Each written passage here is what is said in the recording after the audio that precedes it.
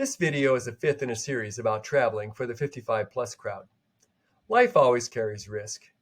This is especially true for traveling and especially even more traveling when 55 or older. Yet, rather than being overwhelmed by risk, it must be managed so we don't fear exploring the world. In this video, we'll talk about the three major types of risk older adults face when traveling and how to manage them. Risk number one, health. It's a given that as we age, health concerns will be more likely to impact our travel aspirations. These concerns could be known conditions we must consider before a journey. They can also be unpleasant health surprises emerging when we're away from home. In either case, planning for these contingencies makes a lot of sense. First, let's talk about health risk regarding air travel. Planning for commercial flights begins with the question, what pre-existing health conditions must I take into account? Many doctors agree that there are certain serious conditions that you should not travel by air. Examples are recent heart attack, unstable angina, uncontrolled high blood pressure, or severe heart valve disease. Another risk for some people is blood clots forming in their legs during a long flight. In these cases, medical professionals recommend wearing compression socks and getting up often to walk the aircraft's aisle. If you're dependent on supplemental oxygen, you need to know that aircraft cabin pressure changes your oxygen flow. Check with your doctor on increasing liters per minute flow while in flight.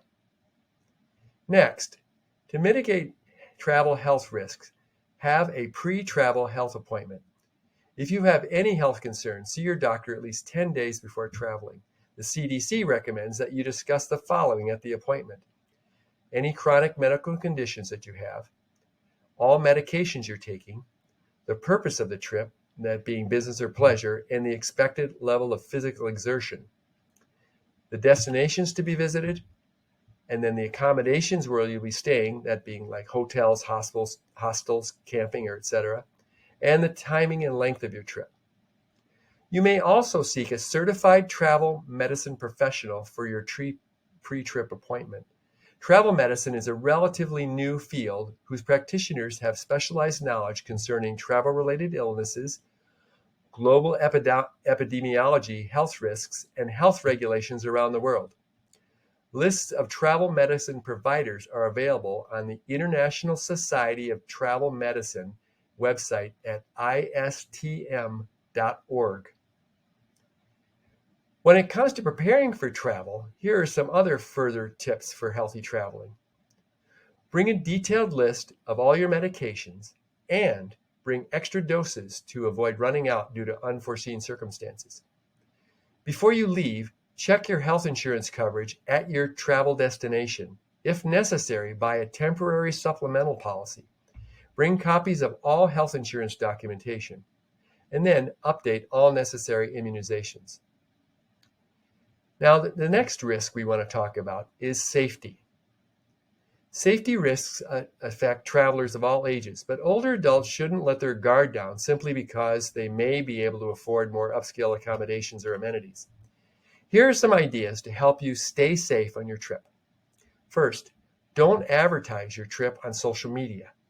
Be cautious about sharing information before you go and when you're on the road. There have been instances where homes have been robbed because thieves knew the owners were out of town. Next, remember your important documents.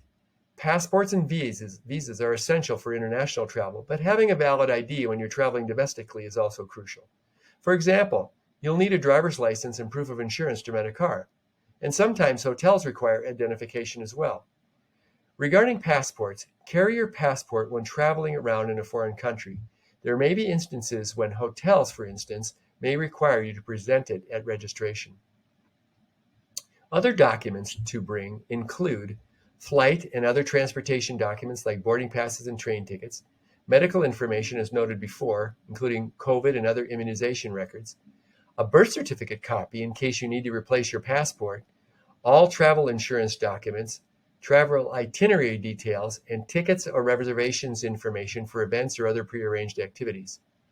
Make paper copies of all the above and include these in your luggage as a backup. Also, take photographs of important documents with your phone.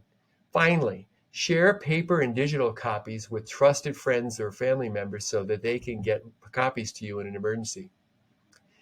Another way to reduce safety risks when traveling internationally is to enroll in the STEP program. For overseas travelers, the U.S. Department of State offers the Smart Traveler Enrollment Program, also known as STEP. The benefits of enrollment are travel advisors for your destination, information the State Department can use to easily help find you if there's a serious problems when you're traveling, and STEP can help friends or family contact you in case of emergency. Also, when you're traveling, managing your safety while traveling includes protecting your stuff.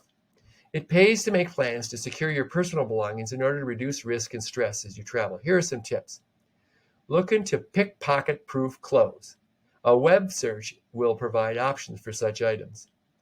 Use the safe in your hotel room to protect valuables. Don't travel with expensive jewelry. For instance, married couples can leave their wedding rings at home and travel with cheap gold bands. And then watch your handbags and backpacks when moving about. These make easy targets for thieves if you're not alert. Also, in terms of safety, think about money. For instance, how will you handle payments on the road? Cash and a credit card will probably suffice if you're traveling domestically. Debit cards are riskier since the dollar amount of fraudulent charges a bank will cover depends on how soon you inform them of a compromised card. Now, credit card issuers are more flexible about reversing fraudulent charges. Also, bring an extra credit card in case your primary card is not accepted, stolen, lost, or otherwise compromised. Tell your credit card company when you're traveling and ask how they handle currency exchange. Traveler's checks still have a place in your money universe when you're traveling. They have the advantage of being replaceable if lost or stolen, and they are usually easy to convert into local currency. Speaking of currency, cash is still used about everywhere. The amount of cash you'll need depends on where you're going. In major cities, a card will probably handle most transactions. However, cash is essential when traveling in rural areas or less developed countries. Also, for safety's sake, it's important to stay connected when traveling. Since we live in a smartphone-centric world, it's easy to forget that the full spectrum of connectivity we enjoy at home might not be available everywhere with your existing phone setup. Therefore, you'll want reliable and fully featured phone when you're traveling. And here are several ways to do this. You can purchase temporary international coverage from your existing carrier. You can also sign up for Google Fi, a virtual phone service provider. Now, this is assuming your phone has an eSIM and the service has international choices allowing you to use your existing phone in over 200 countries. And then another way is to acquire a local number versus the eSIM on your phone. And you can do a Google search for companies that offer this kind of service. Now, what about safety for solo travelers? A large portion of older solo travelers are women. And while all solo travelers need to manage their travel safety risks, women need to be especially careful. JourneyWomen.com offers a good list of safety tips for female travelers, including maintain awareness, avoid certain areas, trust your intuition, dress appropriately for the culture, learn self-defense skills, manage alcohol responsibly and never leave a drink unattended, have your phone ready, beware of inappropriate flattery, and stay in at night if necessary. The third travel risk we'll talk about is trip interruption.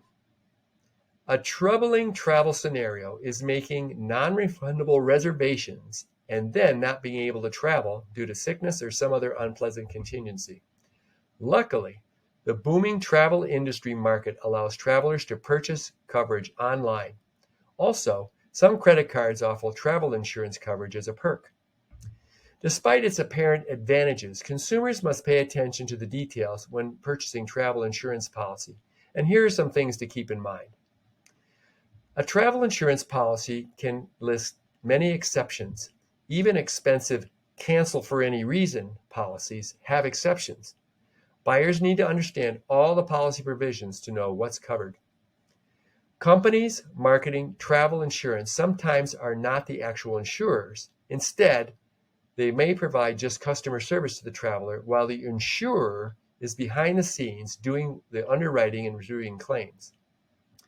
If an incident arises that you believe will result in a claim, get as much documentation as possible while you're on the road and expect to provide even more when you get home. Too much documentation is better than not enough. Websites like travelinsurance.com offer you a way to get quotes from multiple sources. So that's a good thing to check out to figure out who you might want to go with and have some choices to choose from. And then look for provisions for air evacuation to the U.S. in case of acute illness or injury. This might make the policy more expensive, but it could be a lifesaver. Traveling can provide a lifetime of good memories. However, there are risks out there that can result in a lot of bad ones too. Learn about travel risks so that you can take steps to manage them and increase your prospects for positive travel experiences. In the rest of this video series, we'll cover other things to look about when you plan your next travel adventure.